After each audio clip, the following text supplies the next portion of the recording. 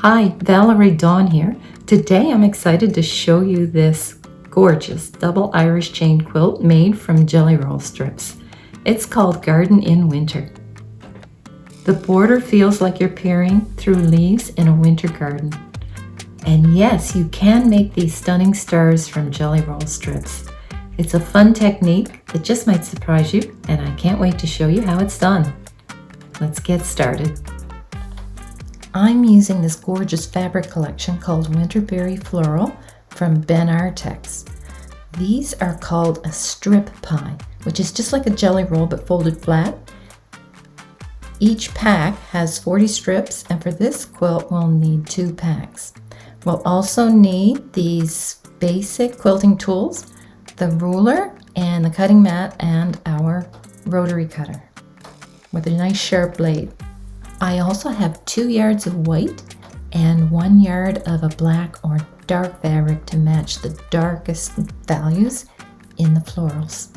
Let's go ahead and open one of these packages and see what we've got inside. This is my favorite part. I just love going through these fabrics. These have a nice range of lights and darks. Again, it's called Winter Berry. It has a bit of a Christmas feel, but not overly so, and I'm not using it as a Christmas quilt. This one is called Berry. So I've taken all the strips out of the package and separated them in 3 groups. One are the light florals, and then I have the medium florals, and finally I have the dark florals.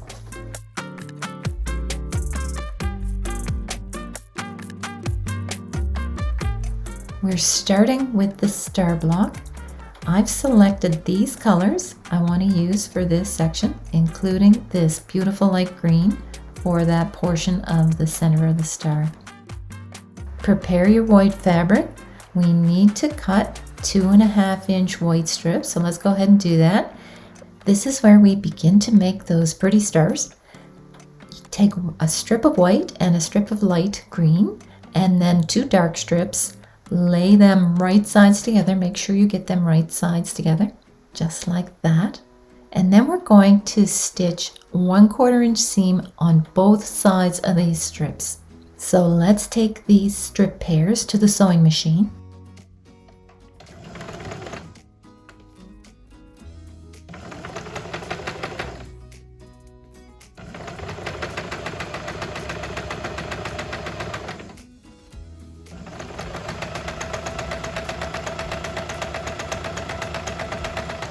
And there you see I have a seam on both sides.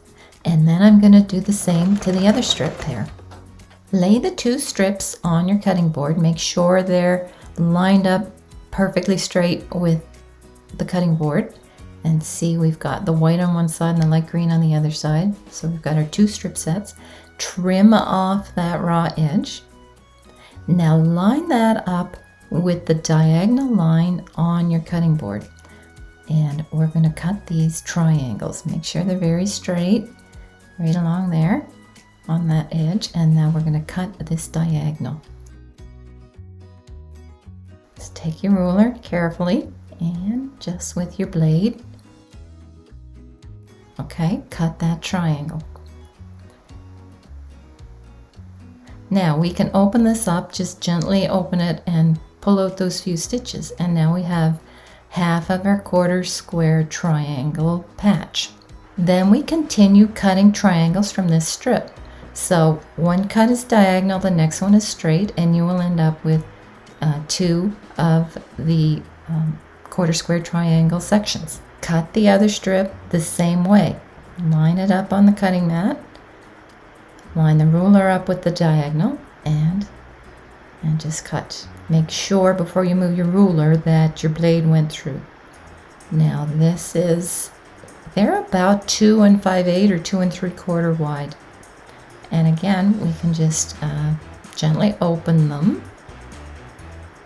Pull those few stitches out. And we have the other half of the 1/4 square triangle patch.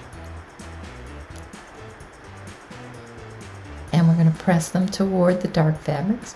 So once you hold these together, you'll see that the dark fabric on one patch lines up with the white, and the dark fabric on the other patch lines up with the green. And they will lock together nicely. You just have to gently press those seams toward the dark fabrics. You have to make sure these strips are laying in the same direction with the dark sides up so that you can cut the diagonals in the same direction. Because if you don't do that, the pieces will not match up and you'll have two dark patches facing each other instead of a dark and a light and a dark and a light. So be really careful about that. Once all of your triangles are cut and you've gently opened them all, press them toward the dark fabric and press down. Try not to stretch the seams. Give it a little press of steam if you need to, and they'll fit together nicely. Take them to the sewing machine. There's a lot of these little guys, but they go quick.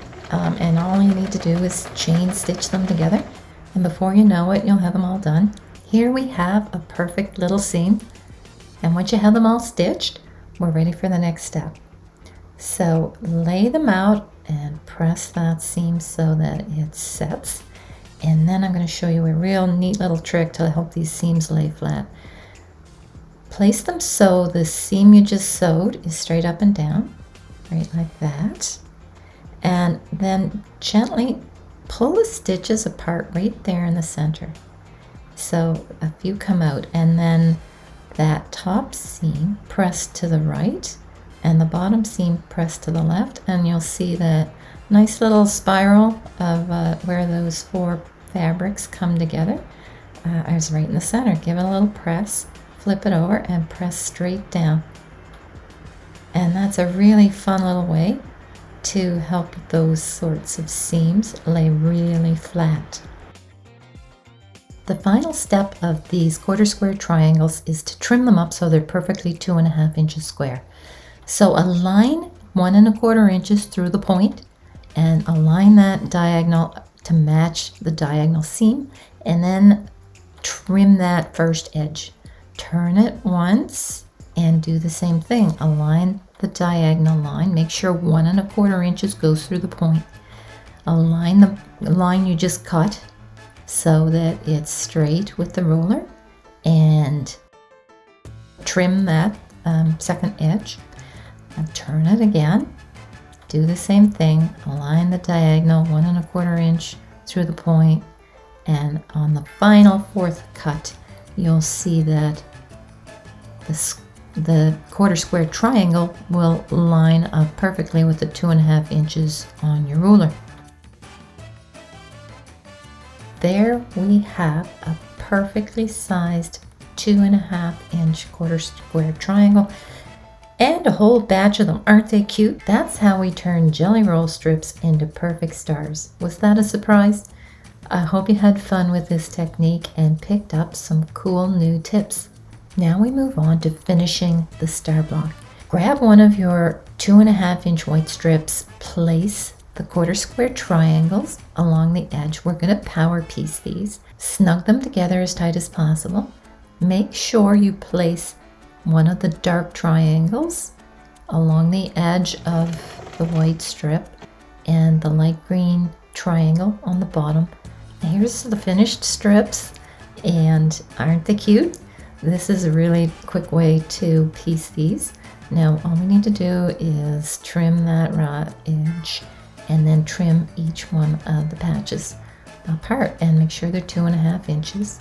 I like to turn it around so that I can use the ruler edge to measure these. I just find it a little more accurate, and then just cut those apart. We're going to press these toward the white strip. Now we have to put the patch on the other side, so grab another strip and do the same thing with each one of these patches, and then cut them all apart the same as before. We stitched half of the quarter square triangles to the white strips. For the dark strip, make sure you get the light green facing the dark strip. That's really important, or you'll have to take them all out. We are ready to piece the star together. We have the white patches that press toward the white, and the center dark patch presses toward the dark so that our seams are going to lock together. Press the seams open, except for the seam there on the top and bottom of the center patch. Pull the seams open like we did before and press that one toward the quarter square triangles. That will help our star press nice and flat. Next, we need 6.5-inch wide white strips. And on either side of that strip, we stitch the light value floral fabrics, and then we cut them in 2.5-inch strips. Along with 2.5-inch white strips, and it goes a border all the way around the star we just made. Press those seams out and press flat.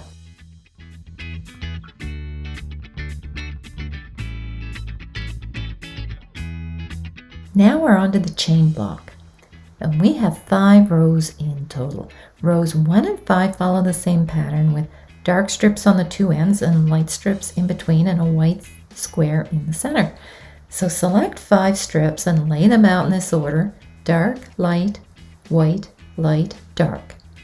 Then stitch them together using a 1/4-inch seam, and that is going to complete rows 1 and 5.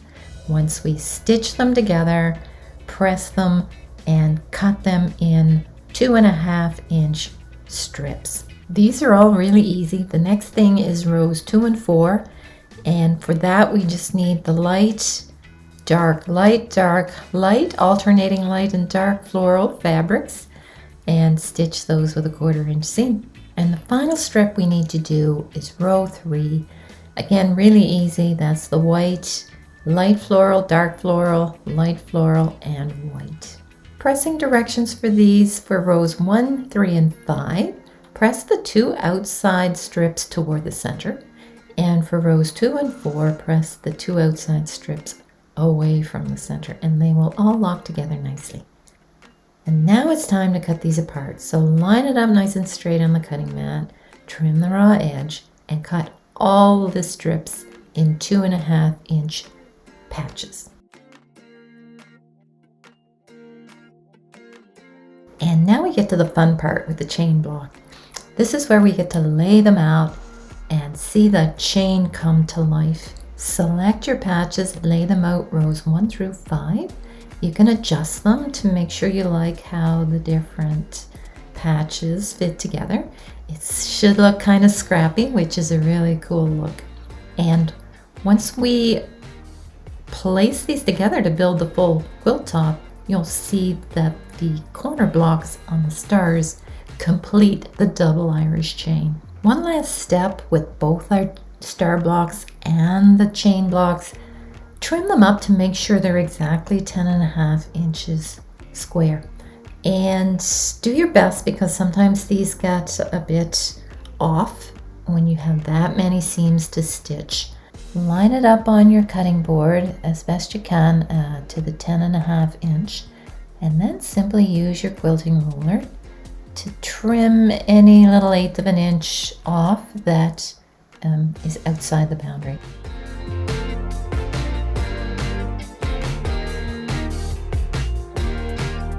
We will have 13 star blocks and 12 chain blocks. Alternate each one of the blocks so that the long seams alternate between the chain blocks and the star blocks. Lay them out on a nice large table, or I just lay them out on one of my beds. That's where I have the most space. Align the blocks the way you like, and then stitch them together. Press the seams in alternate directions between the rows, and then stitch the rows together. For the narrow border around the double Irish chain, just grab some of your medium to dark strips, cut them in half lengthwise, and then stitch them together with just a diagonal splice. So just place them together at right angles, draw a straight line across, stitch it, and then you can cut off those dog ears to a 1/4 inch seam. Press it open. That'll give you a nice long border, and just stitch it all the way around the perimeter of the quilt. And there it is. Press it toward the border.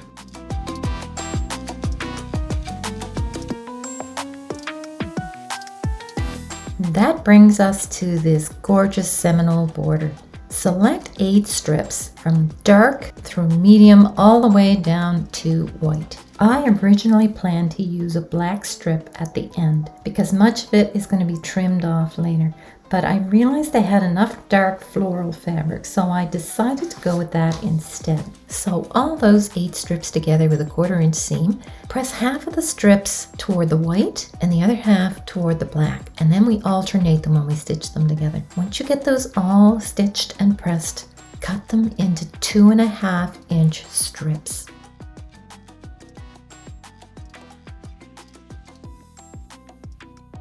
This is the patch with the seams pressed toward the dark fabric. Make enough of those so you have 12 for each side, and extras later on we're going to use them to fill in the corners. Then you just line them up with the seams presses alternating and stagger them, and then just stitch them together. Press them all in the same direction. We need 4 of these triangle fillers, 1 for each edge of the quilt. Stitch together a white and a light floral, and then do the 3 and cut 4 from each one, and then you have a strip of 4 and 5 and 6 and a 7, and cut 4 strips out of each one, and then line them up like you see in that diagram and stitch them together. Make sure you get the seams alternating back and forth, and also that match the rest of the Seminole border. Make sure you get it pressed in the opposite direction for the last strip that you did. I like to set them first and then press them all in the same direction.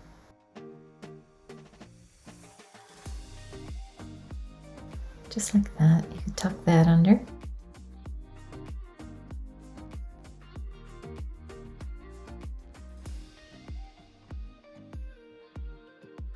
Sometimes when you're piecing these long strip sets, the seam allowances might not be perfectly accurate. And when this happens, the pieces might not fit exactly when you go to put them together. If I find a spot where the seams don't match, I'll sometimes adjust it by just taking in a nip just slightly, maybe a 1/16 of an inch, just to get it a better fit. And this helps everything come together smoothly. Every now and then I might have to let a seam allowance out. That's not as common, but if I need to, I will, to make sure that these seams match exactly at the 2-inch mark. And make sure you're leaving enough seam allowance so that when you trim the dog ears, you still have a proper 1/4 inch seam. The last step is to attach the triangle section we made, and that will create opposite diagonal ends to fit along the edge of the quilt. And you're probably tired of hearing this, but one more reminder to make sure that the seams are pressed in opposite directions for the triangle piece you're adding onto the last strip of the Seminole border. And before we sew this onto the quilt, we have to trim off these dog ears. Leave a good 1/4 inch seam allowance. Take your time and make sure to keep your hand steady as you trim along the whole length. Trim the white side, and then turn it around and do the same on the dark side, so you have straight edges on both sides. We're going to do one more double check of these angles, and they should be square 90-degree angles, and so they should line up neatly on the cutting mat. Lay it down and match it up and make sure everything fits properly to these 2 different angles, and then turn it around and check the other side, and if both angles look good, we're ready for the next step. Lay your finished border along the edge of the quilt. The quilt should measure, and mine was 51.5 inches along that narrow border, and that's unfinished, so there's 1/4 inch seam allowances in there. They should overlap. They should be a little bit wider on both sides. It's about 2 inches from that point to the raw edge of the border. You may find, and because these Seminole borders, there's a lot of seams, and depending on whether you took a narrow 1/4 inch or a little bit wide 1/4 inch, over that many seams, it can make a difference.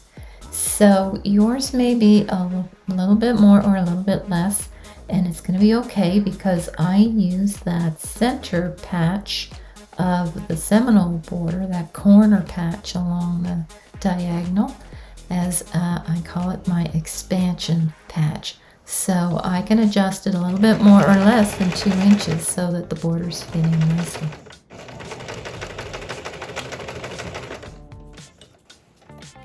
Stitch the borders to the quilt.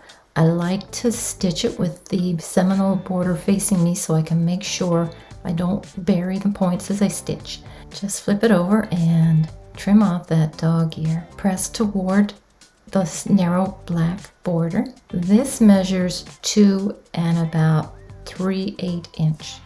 So the patches I make for that corner need to be 2 and 3/8 inches.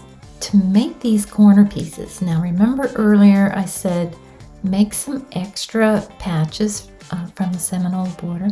The longer ones you can use right here and just pick out the white patches so they are the right length, and they go on either side.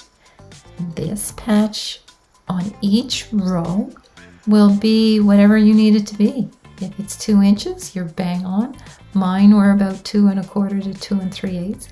They could be a little bit less. And that'll be fine because it'll fit in nicely and allow this border to fit in on the corners.